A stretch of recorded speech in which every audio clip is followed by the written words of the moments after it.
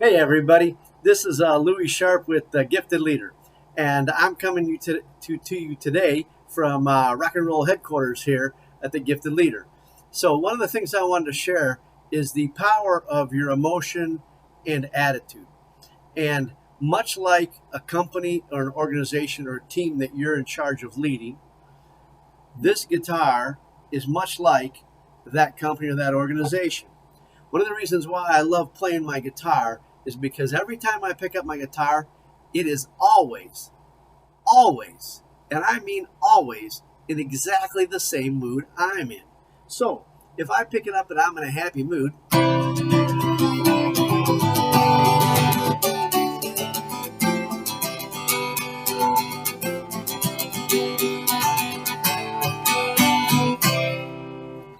it's in a happy mood too. If I pick it up and I'm in an angry mood, it's an angry mood too. If I pick it up and I'm in a sad mood, it's in a sad mood too.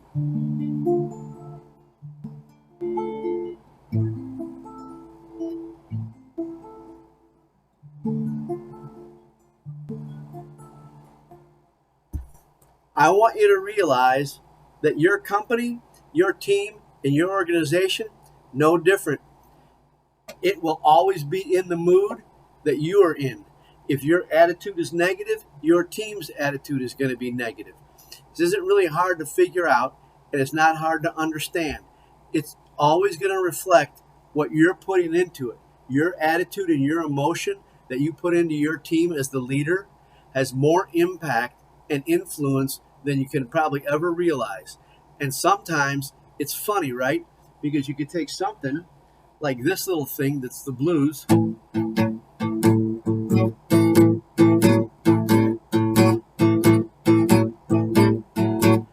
I can tweak it with a little bit of rhythm and a little bit of energy, and I can make it rock and roll.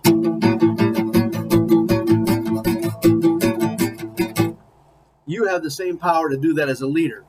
You can tweak yourself, your attitude, and your emotions just a little bit, and that's all it takes, that little bit of a change, and you go from the negative to the positive. And I guarantee that you'll be amazed at how quick your team follows that and leads it. And one of the things, we all have bad days, right? I get that. And you're going to have a bad day. But your goal as a leader is to have more good, upbeat, happy days than down days. Now, at some point, it's okay, based on what's going on, to be sad. After 9/11, I was a completely different leader until we came out of that sadness. Recently, we lost a very dear employee that had left us and then because of cancer. And then, oddly enough, before he passed from cancer, he was killed in an accident. And so for a couple of days, and I was grieving. We were all grieving. He was a great guy. It was a dear loss because he'd been with us for over 25 years, and he had become a friend to all of us. And so in those days, and there's a thing called the emotional tone scale, right?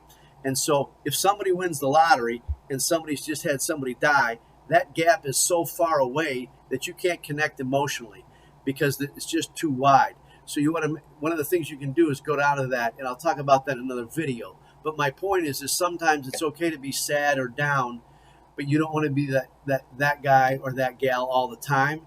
You want to realize that whatever you put into this bad boy, it's going to give you right back out.